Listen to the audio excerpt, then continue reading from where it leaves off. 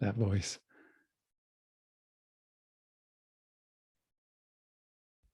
Okay. Hi, everyone. Welcome. Really glad that you're here. I see some familiar faces here and perhaps some new people. So if I haven't met you, my name is David Trelevin, and this is our monthly trauma-sensitive mindfulness meetup.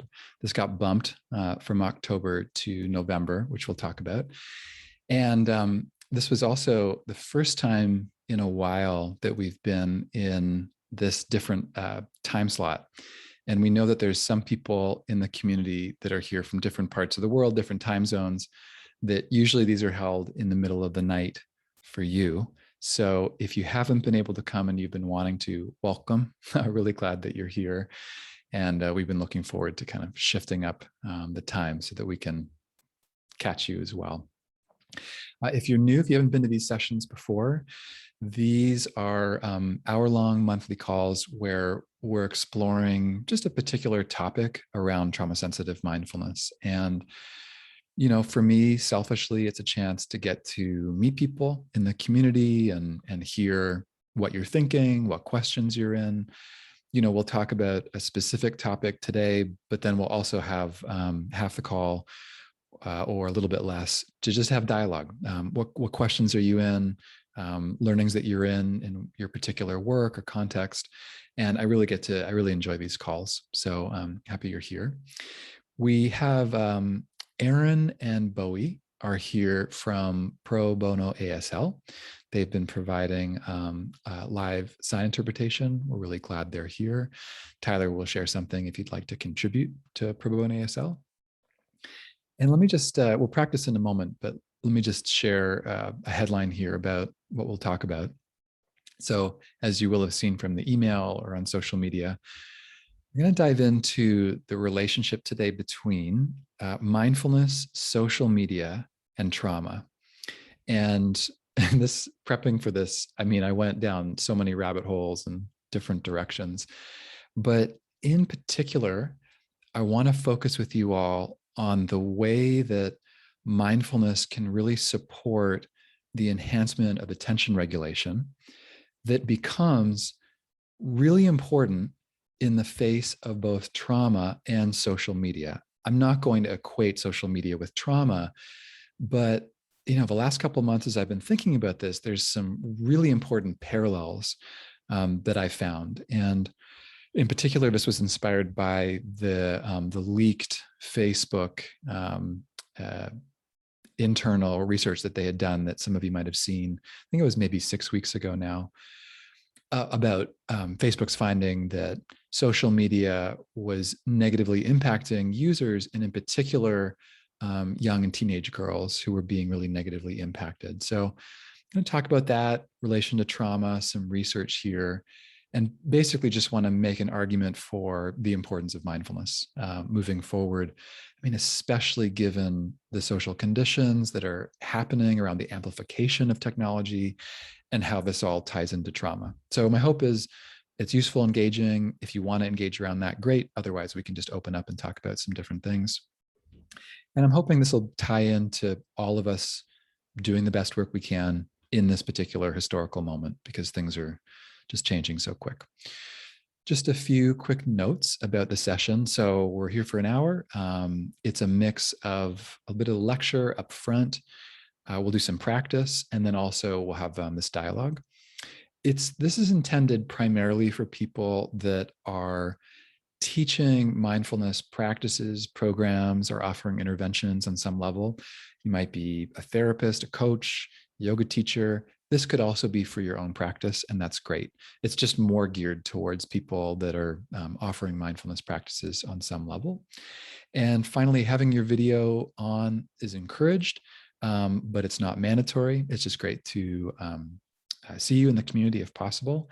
And I just remembered we actually had a request from a couple of members in the community who were visually impaired, who said it was really helpful when anyone leading the call would actually describe their surroundings. This is my first shot doing this. So David, as I'm speaking, I have brown hair, I have a beard, I'm wearing glasses, and I'm in a yellow room with the sun to my right. So That's my first shot at doing that. I'm open to feedback from the folks who asked if they're here. Tyler is here. You've probably interacted with him if you've had anything to ever do with us. And he can talk about the chat and just how we're going to roll here with the call. So Tyler, and it's dark where Tyler is, so you'll see his, his setup. Tyler, you here? Yeah, hi all. Yeah, as David said, I'm Tyler. I have long brown hair and a beard, and yeah, my lighting is a little off because I'm on the road, but there's a door behind me and a mirror. And glad to be with you all as always. As David said, here to support if you have questions for the Q&A session. Please feel free to put them in the chat, and I'll keep track of those for that time. And also at the end of the call, we like to open up optional breakout rooms. We leave them open for about 25 minutes or so. And it's just an opportunity for you to connect with other people in the community. So we'll put you in groups of 3 to 5 people, and you just have a little chance to interact if you'd like to do that. And lastly, generally, because I tend to be moving around and a little bit distracting when I'm running tech, so I'll usually turn off my video. But I'll be here, so feel free to be in touch, and glad to be with you all as always. Back to you, David. Thanks, Tyler. Cool. Let's, why don't we start with a short practice just to land together. So go ahead and find any posture that you'd like to be in for this next few minutes. Settle yourself in here. And just invite you to start with a couple of deeper breaths to begin. A gentle inhale, filling the lungs. If you want to pause at the top, you can, and a gentle exhale as well. If the breath feels too activating to focus on, you can just skip this part, focus elsewhere. Otherwise, just invite a couple more deeper breaths here as a way to arrive. You might notice touch points with the ground here, maybe your buttocks in the chair or the feet on the ground. And also invite you to orient to your current surroundings in any way that makes sense for you. That might be through sound, just like noticing your current soundscape. Could also be through sight, if that's available, just noticing your surroundings. Could be through physical contact, like making contact with a piece of furniture, but just letting the senses orient to the present moment, arriving in the here and now, less as a concept, but really in a visceral, lived and practiced way. And you can have your eyes open or closed here. I'll just take a moment to invite you to notice how you're arriving to this session. Whether you're watching live or the recording, just taking a pause here to recognize what's here. It could be noticing what sensations are predominant, like temperature, heat, or coolness, or movement in the body. Could also be simply your emotional state. Like, what's your mood right now?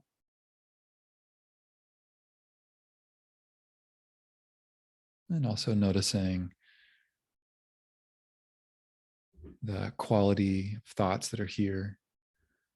They're like a racing mind, busy, or maybe more spacious.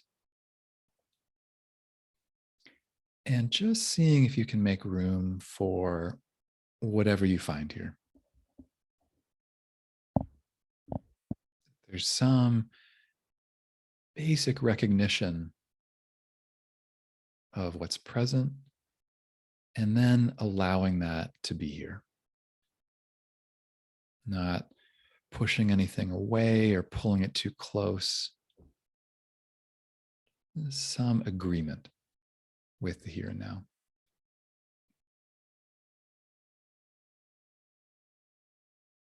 And finally, invite you to bring to mind and heart one person or even a community of people that inspires you to be interested in this work. Maybe it's a student or a client that you're working with, or a group of people that you're in service of. It could also be for you here. Just invite you to bring that person or those people into consciousness.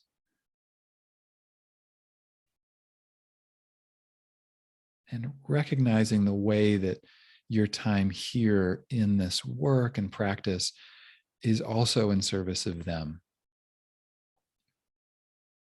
their path, their healing, their practice. You could let them kind of join with you here in this session. Okay, and then in the next few breaths, we will begin to shift out of this practice. So whatever will support that, whether a little bit of movement or a couple deeper breaths, whatever feels good to you.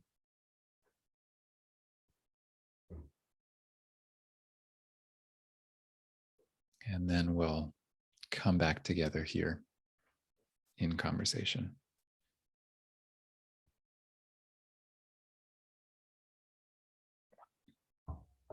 Okay. Thanks, everyone. So I'll share a couple things here up top, a couple thoughts. Love to hear, I mean, Tyler mentioned it, but would love to hear your thoughts about this, questions, pushback. You don't have to wait until the second half. If you have comments and questions, please include them in the chat. But I'll talk for a moment here, and then we'll do a practice. I have a practice that ties in to everything I'll be talking about here. So as I mentioned, this topic came in part from this Facebook news that came out. And then another inspiration was actually on my trip home. So some of you know that I was in Southeast Asia the last 4.5 months, and then was on my way home and I got delayed. And that's why we had to delay this call. So thanks for your flexibility and understanding. But I was at the airport in Singapore, and I was listening to a talk by someone at Stanford named Dr. Andrew Huberman, who I'm not sure if you guys have talked to or heard from him, but I've been enjoying his work right now. He's a neuroscientist there. And he was talking about the ways that social media is creating a particular issue in that it's putting pleasure and dopamine in very close proximity to us. That typically as humans, we have to work or vie for a reward or pleasure. And now we're in a situation where there are multiple dopamine hits in various platforms that are often very close to us. So almost the problem of the proximity of pleasure, those 3 Ps. I heard one person describe it as having a slot machine in our pockets for those of you that have smartphones. So it was Tristan Harris, I think, talking about that. So, as many of you will be aware here, there is an economy, and an increasing economy of attention, that it's attention that is actually where many different corporations are making their profits. They're vying for our attention in many different ways, whether it's through advertisement, different videos, the algorithms, et cetera. And the point that Huberman was making, which I think holds so much relevance for those of us interested in mindfulness, is that unless we become very skilled at where we are deploying our attention or how we are regulating our attention, we actually become more vulnerable. We become more vulnerable to other people's desires for us, wanting us to purchase things, etc. And when I was in the airport listening to this, I was watching it. I thought, well, yeah, I was noodling on it. And then I looked up and I was in this massive area and I looked around and seriously, everyone was on their phones. Everyone was kind of heads down. I mean, airports especially, and it just drove it home. I was like, oh my gosh, it's going to require so much attention and focus to be able to regulate our attention over time, and mindfulness being really helpful. So to tie this into trauma, it'd be one thing if this capture of our attention was simply distracting us, leading us to become maybe less embodied or having us become, bigger consumers.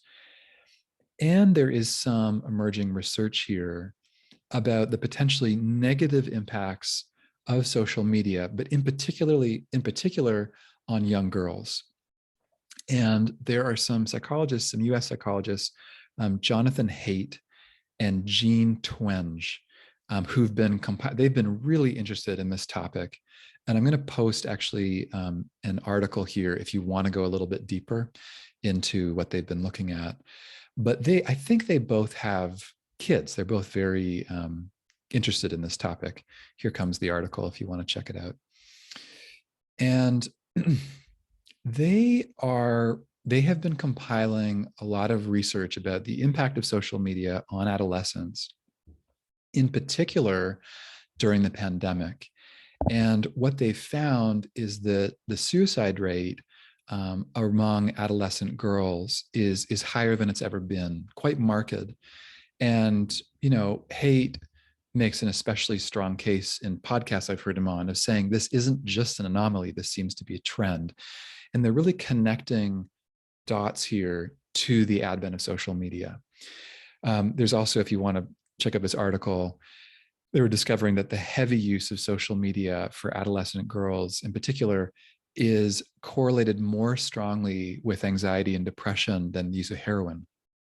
It was it's a provocative statistic, but it felt important and powerful. So that's why I wanted to talk about this here, is that it's not just about distraction. This is actually about the mental health of all of us, but especially young people. And that we're in this particular moment of exponential technological growth.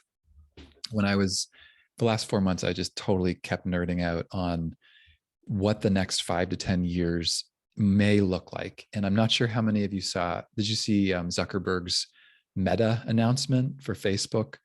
If you haven't, a lot of people are like, this is dystopian, this is so terrible. But it's really looking at the way that virtual reality is going to become even more prolific, and it's just intense. So if we're trending in that direction about exponential growth, how do we work with our attention? And then how does that relate to trauma?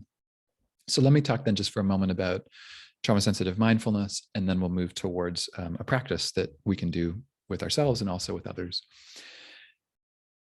In case you're new to TSM, trauma-sensitive mindfulness work, or TSM, the basic assertion of the whole methodology is that mindfulness can be very helpful for those of us that have experienced trauma if it's practiced in a trauma-sensitive way.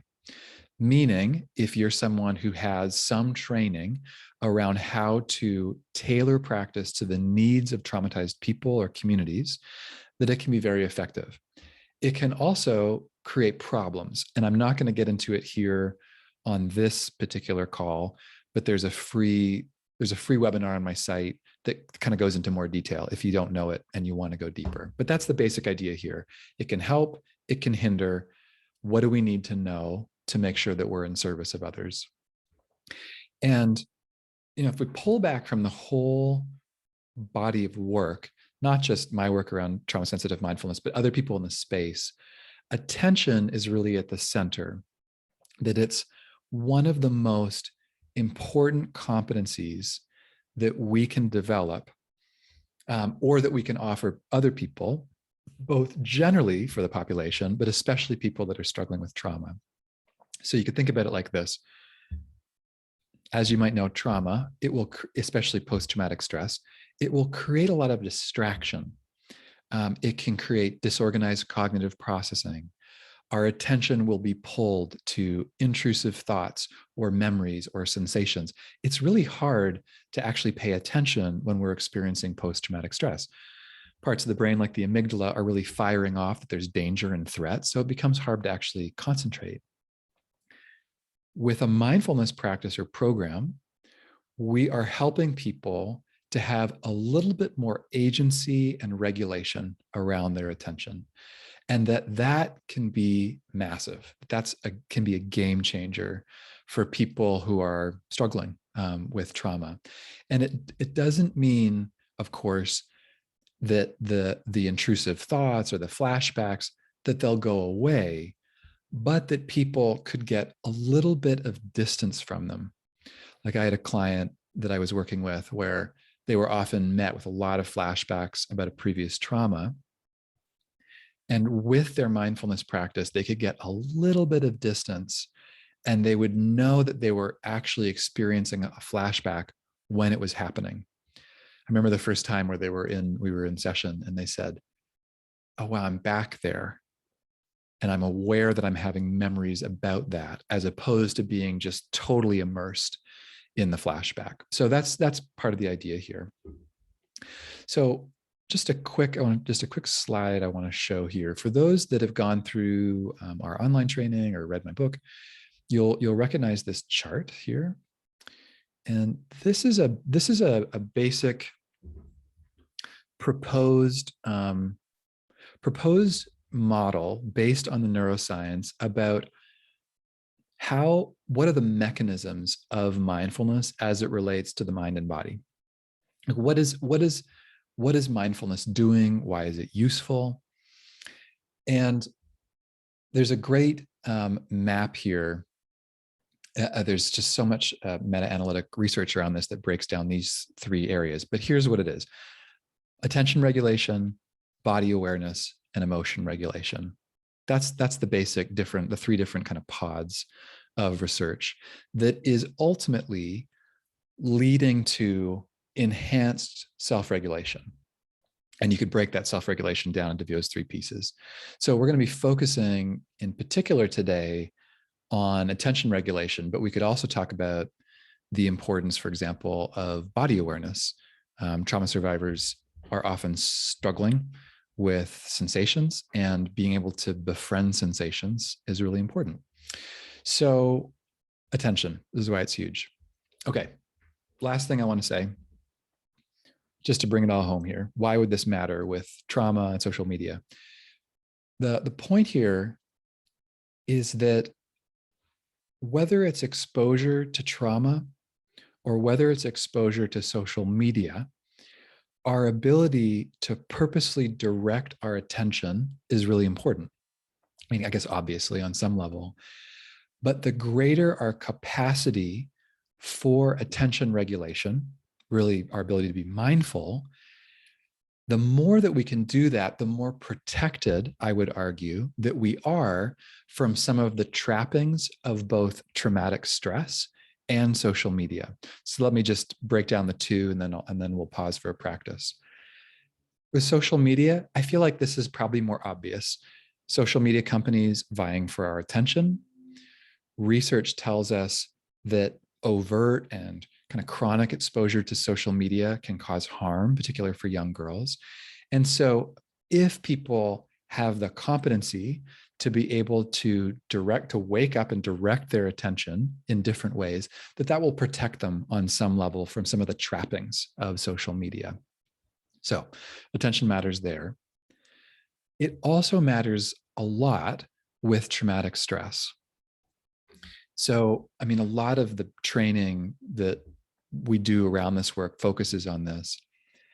But when we're experiencing post-traumatic stress, we'll be having a lot of different stimuli happening in our physiology, in our mind and body, that is having us re-experience trauma on some level. And so whenever we're meditating, there's a good chance that we will come into contact with that traumatic stimuli. That's not a problem, for clients, for students to reconnect or re-experience trauma. It's not the end of the world. But where it can become problematic is unless we have the tools to direct our attention away from traumatic stimuli, we can become overwhelmed in the process. Quick example. This was a personal example in my life. I would sit in meditation. I'd connect to a very frozen chest. My lungs were very tight. It had its roots in some older trauma. The more that I would pay attention to that traumatic stimuli, the more overwhelmed I would get. At some point, it felt like this isn't going to change, this isn't going away. And so meditation ended up being quite overwhelming for me. It wasn't helpful. However, if I was working with someone in a one-to-one way, what they'd be having me do is focus on the trauma or focus on the tight chest or the dysregulation. And then at some point, direct my attention elsewhere to something more resourceful, something more grounding for me. And that kind of process of pendulation, sometimes talked about, ended up supporting the integration of trauma. So that's all to say, both for trauma survivors and the general public, I'd say around social media, unless we have the skill and the strength to be able to direct attention away from that which is pulling our attention, we can end up much more vulnerable and end up re-traumatized, or at worst, just dysregulated.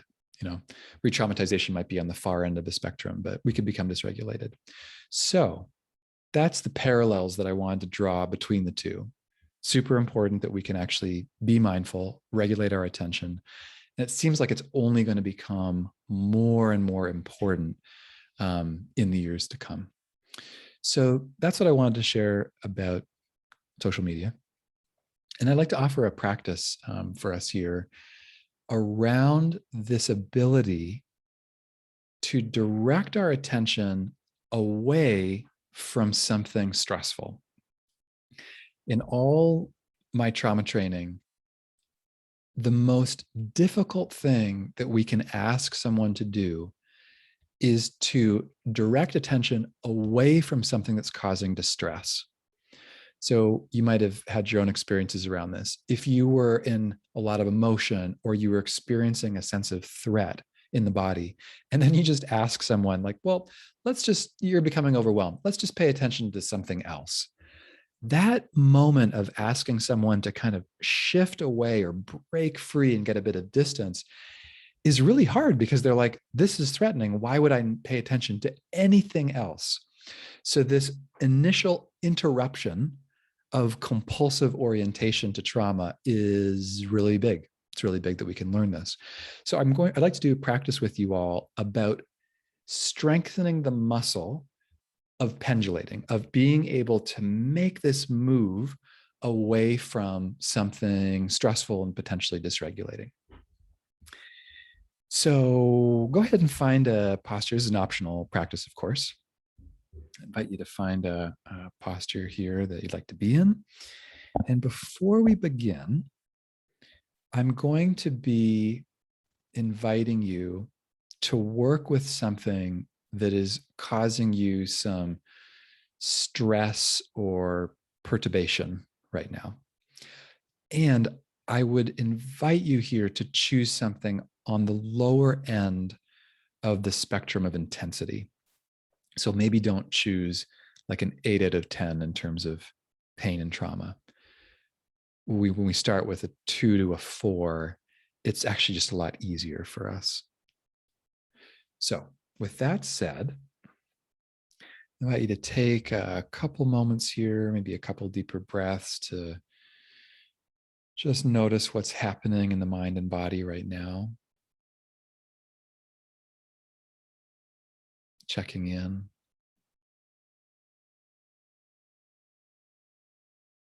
And to begin here, I invite you to find an object, both either internal or external, that feels supportive for you. So if it was internal, that could be sensations that feel grounding, positive, supportive. For me, like my feet, it's often a resourceful anchor or object. Or it could also be something outside. Maybe it's a tree that you can see in your surroundings, or just something external to you, a sound even. And to begin, just let your attention kind of settle with this object. It's almost like a flavor of curiosity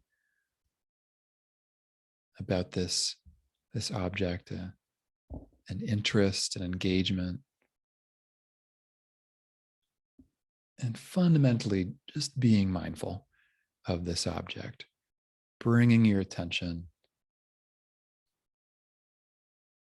to the object, letting it be a place to cultivate mindfulness and some mental stability. Then, for the next part of this practice, the invitation is to bring to mind a situation right now that is causing you some stress. It's difficult, it's perturbing. Again, ideally on the lower end of the spectrum of intensity, but totally up to you here.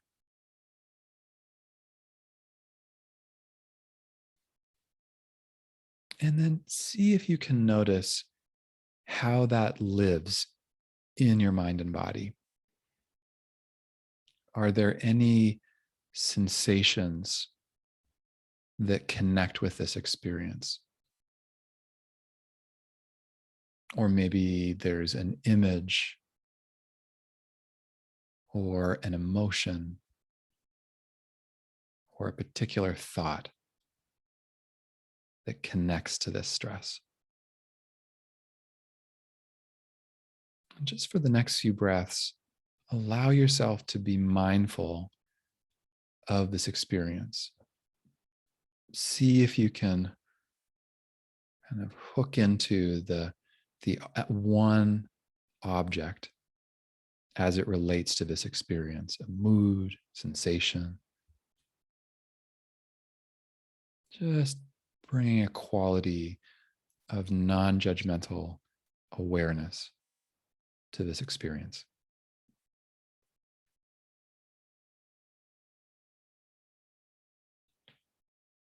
And then the invitation and experiment is to then direct your attention back to the original resourcing anchor or object, whatever you were first paying attention to. See if you can draw your attention away from the stress and land it with this object that you chose.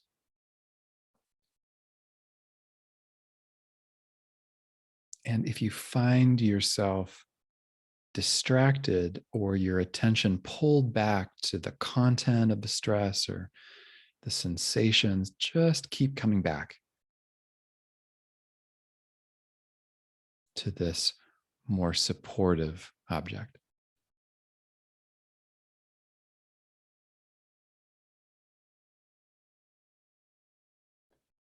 And then for the next minute or so,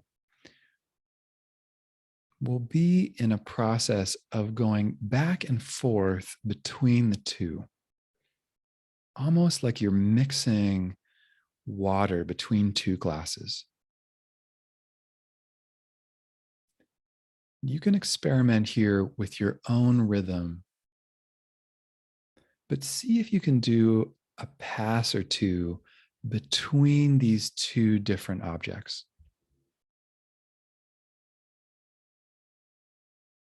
It's like one can inform and shape the other.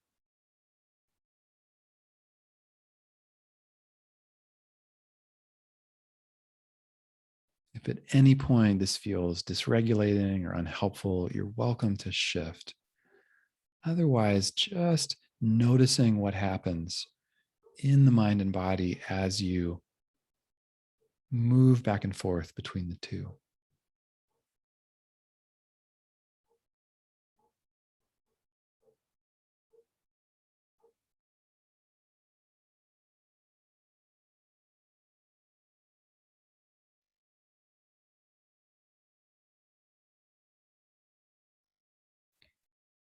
And then finally,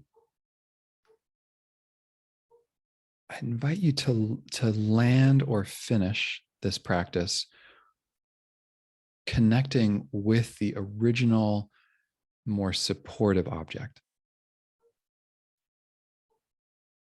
Again, you're in choice here, but it can be helpful to kind of finish this practice connecting to that more supportive object.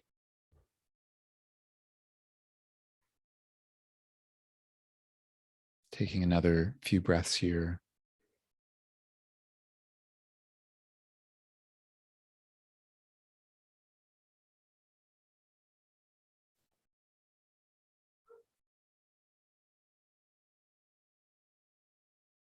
And then in the next few breaths, invite you to begin to shift out of this practice. Well, there a little bit of movement or some deeper breaths, but just beginning to let this practice go. Know you can come back here at any time if you'd like to practice further, but we'll shift here.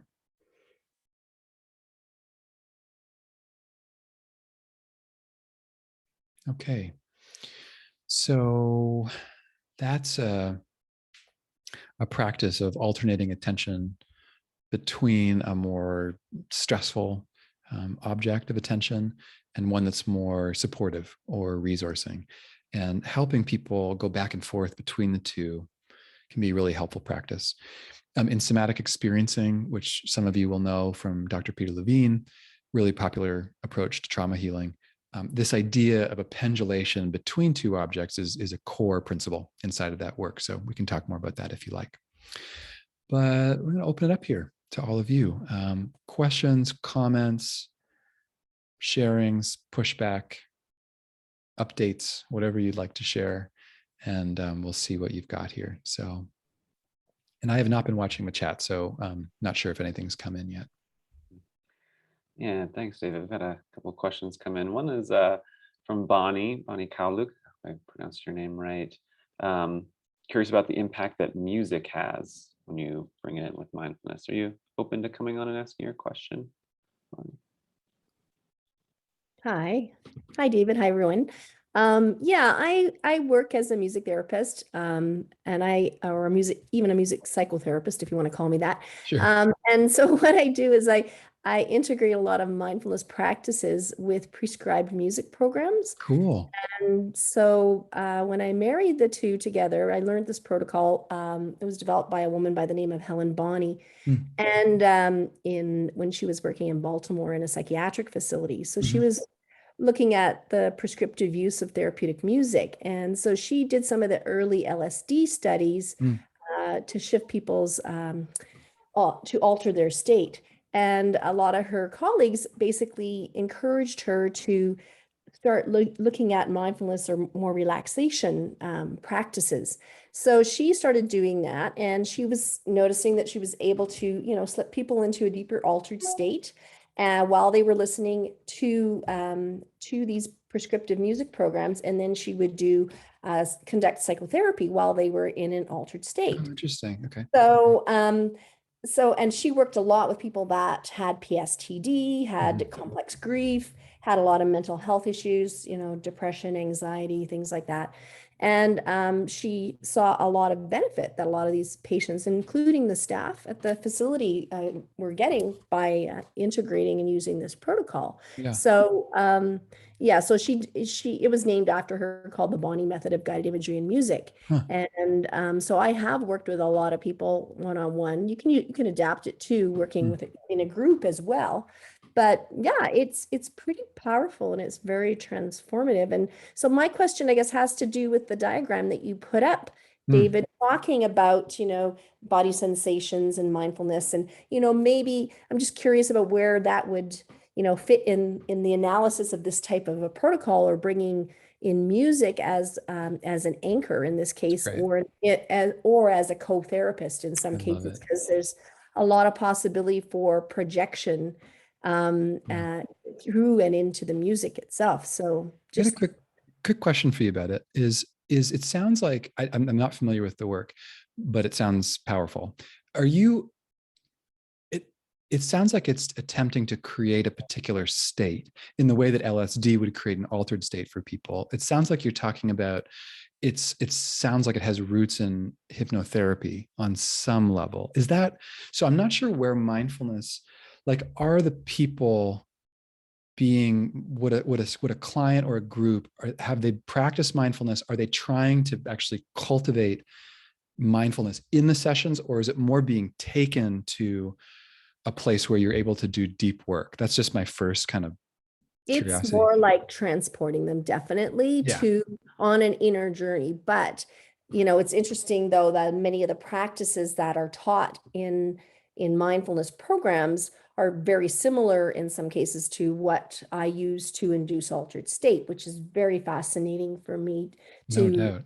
to notice the impact and the similarities and Mhm. so that's why I was just looking at your analysis of, okay, so where in term of trauma informed, or trauma sensitive mindfulness, where would this protocol kind of fit in? And it It's great. actually does in many ways, because music is used not only to transport, but it's also used as an anchor. And Absolutely. the different programs that are used from the early programs, which are very grounding and much more predictable, versus some Mhm. of the more what are called working programs, which can be very pushy, and that's Yeah. why you have Yeah. to be careful Yeah. when you're working with clients, if they do have a trauma background, because Yes. music definitely can trigger a lot Mhm. of associations around trauma, and Totally. especially the religious music type of stuff. Yeah. So this is great. This actually, I want to say this to everyone here. It reminds me of something. I've been wanting to have a conversation, either here or on a podcast, with anyone who's doing work around MDMA and trauma. Some of you might have noticed that or seen. There's some really incredible research coming out about people having very transformative healing experiences with MDMA, guided MDMA work. I know this is an emerging field. Yes, I see Jesse Galarmate. So I've been looking to talk to someone because it's an area of interest. If any of you happen to have any particular people that you know that you think would be interested in talking, please let me know, because I just want to, I think the community is interested in it. And then Bonnie, you're bringing, this is a fascinating area that has roots in the LSD work, but is really about music. So we could talk about this for an hour, totally geek out on it. So here's me my one thought. The question, I think, is the music being used as an external anchor in a mindfulness practice, or is it being used, as you're saying, towards more of a state change where people can do deep work? I have seen people, based on, again, using this model, who they're saying to me, like a client that says, look, I can't pay attention to my inner world. Interoceptive stuff, forget it. But I can be mindful of this music. And my question for the client would be, are you using the music to go away, or are you using the music to be more here? So that's my open question with people. And I'm not putting a value judgment on the going away or doing kind of more the work that you're describing, because you can do deep state work there. But where I'm training mostly is around, with the TSM work, is more about using music as a tool to keep grounding in the present. Mhm. And I'll say one more thing I've heard about music. People, when they're using music as an anchor, will describe tending in a mindfulness practice, they tend to be focusing more on the receptive experience of sound and hearing, if that's available to the person, versus going out to the music and the content of the music and then kind of losing themselves inside of a different place. So again, it's all about like, what are we doing? Why are we doing it? And I don't know, I think that's great, what you're up to. So I'd be Anyway, happy to yeah. keep talking about it. Anyway, it sounds like it's really about the intention Exactly. of Yeah, the work and where you're hoping it's going to land, and absolutely. how it's going to be supportive for the individual. Totally. Totally. Keep us posted. And if you have any articles on that work, or you can chat, let us know, because I'd love to learn more about it. So please chat us here. Yeah. Thank you. Thanks, Bonnie. Yeah, great conversation. Thanks. Jamie Wu, Jamie, you mentioned that you work in the tech industry, that obviously this is a very live conversation. You open to coming on and just saying a bit about Ooh, this is what you're great. up to? This is exciting. Yeah, I'm very happy to do that. So I'm Jamie, my pronouns are they, he. I'm a visibly East Asian person with a beard and wild anime-like dark hair. And so one thing I notice in conversations around technology is we can sometimes approach it from the user point of view versus how it's been designed. And what that means is when we're talking about awareness, why that really perked up my ears is remembering exactly what you said, David. This is a business and they're in the attention economy. And so around awareness, I think something I do when I'm scrolling through Instagram or find myself online quite a bit is say, how am I being engaged right now? Because social media tends to profit off us by making us feel like we're not enough. Right. And that we need something that someone else has. And it's been really interesting sometimes where I'm like, oh, I'm scrolling Instagram for 30 minutes because actually what I need is a hug from someone, but I'm trying to find some connection through Instagram, through the likes or the retweets or all that stuff. And so I think that's a fascinating thing to remind people around technology and social media. This is not neutral. They are trying to get you to be enraged or engaged in some way. And that can be actually a great touch point sometimes, is to check in every 10 minutes and go, what's my mood right now? How am I being engaged or enraged? And do I choose to continue for another 10 minutes? Because that is what's happening. Wow.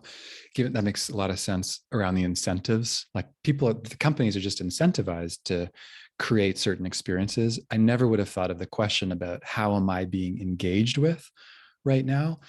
Can you, Jamie, just because I think we've met before on Instagram, or just I appreciate getting to meet you live. Okay, given that you're creating a bridge here for all of us, I think if you're working in tech, you're interested in trauma sensitive work, can you give us a sense of the path forward? No pressure, just where can we go, or what do we need?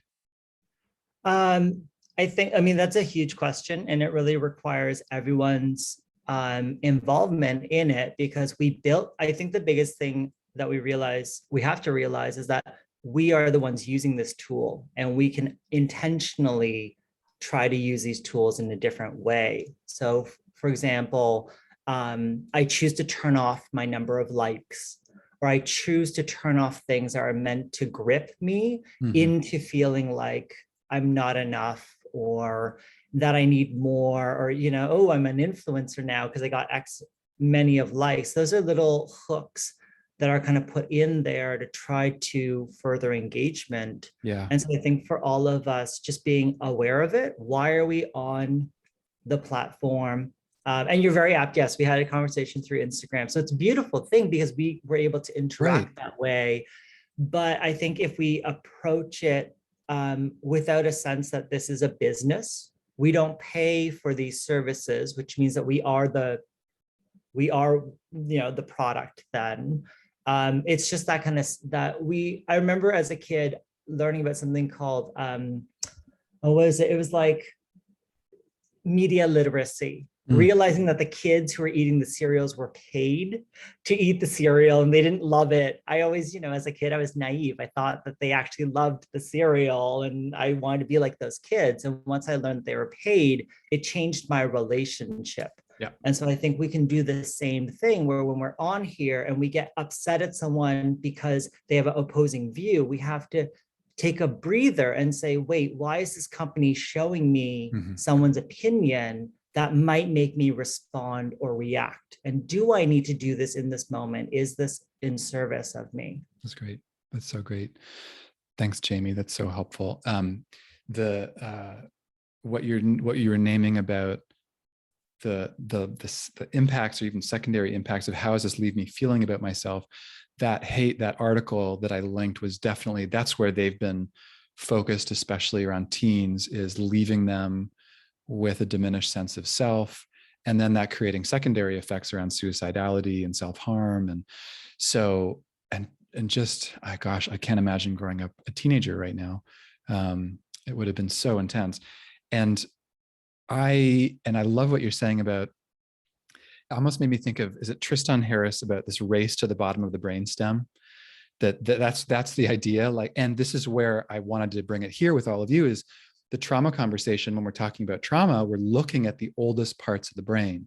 So we have social media and trauma both connecting into the oldest parts. And so how do we, I think there's just a rich conversation to be had there. I'm sure it'll continue on, but thank you so much for what you brought in here. Happy to meet you.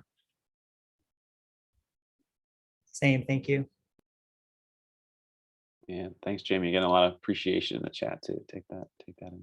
Appreciate the modeling too about what you just, I think that's the vibe. Like, I'm Jamie and I am what you named. And thank you for modeling that. That's helpful for me to see. Yeah, sorry, Tyler. No, it's great. I have a broader question here, but Shay Gardner, you had a question around languaging and specifically language of re-traumatization. Would you be open to coming on and asking your question? Hello. Hey. Hello. Thank you. Tonight's been awesome between the practice and everyone's conversation. My question or comment is, I said in the chat, I struggle with the word re-traumatization because I feel like if we're practicing mindfulness, really being present with every moment that is new, shouldn't it be just a trauma because it's never happened before? So that word really interesting to me. I never thought of that it's just simply, you don't have to draw the line directly back. Wow. Thank you for, here, can I hit the ball back here and see what you think about why it might be? Now I want to know, like, is it still useful? I feel like there's something useful about drawing a distinction between a trauma that is novel on some level and a traumatic experience that you can draw a line directly connected to a previous event. And it's the re-experiencing of that event that is creating an intense survival response that's not integratable. And so it is like a re-traumatization of something that had its roots earlier. And so that's where I could imagine there being, I've heard people say it's actually empowering for them to be able to say, whether it's also like race-based oppression or different traumatic experiences from early on in childhood, that it's important for them to get to claim that this had roots in something that was previous. So that would be one of the reasons I could imagine using it. What do you think? Yeah, and I advocate for people, using language however they need to describe their experience. I like how you said it though, re-experiencing. I feel like re-experiencing makes sense, and because maybe in a way it gives the power back rather than saying this trauma is happening again. It's like, no, that trauma has already happened. Now I'm re-experiencing it. And what tools have I picked up along the way since that initial trauma, if that makes sense. Totally makes sense. Yeah. I think that's the most empowering moment I've ever seen working with people and that I've experienced, where a moment of realizing, oh, wow, I am re-experiencing something and I'm having some distance and it's not happening right now in the same way. So yeah, you're helping me. Yeah, you were talking about that earlier, right? I feel like that I've had that happen many times for my own, like you said, flashbacks, don't necessarily go away. I don't think they ever will, but it's about, practicing enough to where we get to that. Our window has widened so much that we Yes. are, so far away from it, Totally. that we're able to say like, so maybe as we progress down the path, it starts out as like, we use the word re-traumatization, but then once someone feels more empowered, we change the language or something. And That also, makes sense. yeah, it does make sense. If you said that word just does not feel accurate, just that people know, and instead of labeling like, well, you're being re-traumatized, I hear you saying like, it's whatever language is going to work for you along the way. But it's interesting to think of it as a path. I'd never, what you said, I'll have to keep noodling on that. Yeah. Yeah. Thanks for Thank bringing you. it in. And then one more thing, Yeah. circling back to what we've been talking about tonight with social media. I really liked what Jamie had said about, social media is a tool. And I feel like us in this space as, sharers, teachers of such amazing practices, like this is our chance to take action and use that as a tool. And for example, like I've built out a couple of virtual programs that were like 4 weeks long, and now I'm doing an 8-week long one, and using social media to get people to hop on Zoom every Sunday for 2 hours and do mindfulness practices, yoga practices around trauma. So it's interesting. I just hope that we know that we can take action and use it to our advantage, especially because I want to share this. This is the main point. I feel that a lot of the survivors that have been in space with me, they really like it because they get to choose, they have agency over where they're joining class from, and they're in their homes most of the time. And it feels very comforting to them is what I've seemed to experience. And it hasn't been that long, right? Because COVID pandemic is still here, but I encourage everyone to think about utilizing, social media in that way to create more space for sharing of these practices. That's great. Feel free if you want to share also your program with us here, just chat it in, and I don't know if there's any way we can find out, but that's it. You're naming, I have a mixed experience, as I imagine many of you do, mixed relationship with social media. Moments like with Jamie, like I got to meet Jamie, and then times where I'm like, it's been 45 minutes and I'm so dysregulated and feeling terrible about myself. And so Shay, thanks for reminding there. Oh, I think Shay frozen. Oh, there, you're back. Just I reminding could us see that, everything you're saying though. great. Okay, good. That's thank it. you. Thank you, everyone. You're naming it. You're naming the double-edged sword, I think. Yeah, I'll just say I'm a big fan of, I got into a big argument about this meta thing where I'm actually kind of hopeful about the future and other people are angry at me. And so we're having a lot of debates about it. And yeah. Hey, Tyler, I'm aware we're really close. I feel like we need to wrap pretty soon unless there's anything that's like a 60-second, oh, we're right there. Is there anything that you want to say before we shift? Yeah, just good place to end. Thanks for the great conversation, everyone. I'm gonna put in where you can support Pro Bono ASL. Thanks so much to Aaron and Bowie for being here. And a reminder that if you want to stick around for the optional breakout rooms, we'll do that after we close here. That's great. Thanks, Tyler. Why don't we just take 30 seconds here for a short ending practice? Just take a moment, a pause, just to collect before you head out into whatever's next, including looking at Instagram or whatever you're up to. Oh, just invite you to take a couple of deeper breaths. And just note where you're finding yourself at the end of this session. Maybe noting any learning, questions that you're in, or just your general mood as we close out here. And if you have any intentions about how you want to spend this next 15, 30 minutes, if you have any choice around it, just really kind of organizing around that intention before this shift happens. What's the quality of mind that you want to bring into this next bit of your life?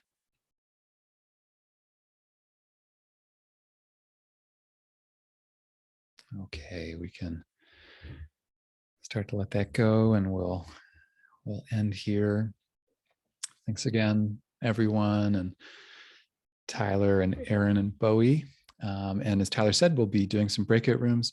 These can feel a little nerve-wracking, but it's really just a chance to share how you're applying the work.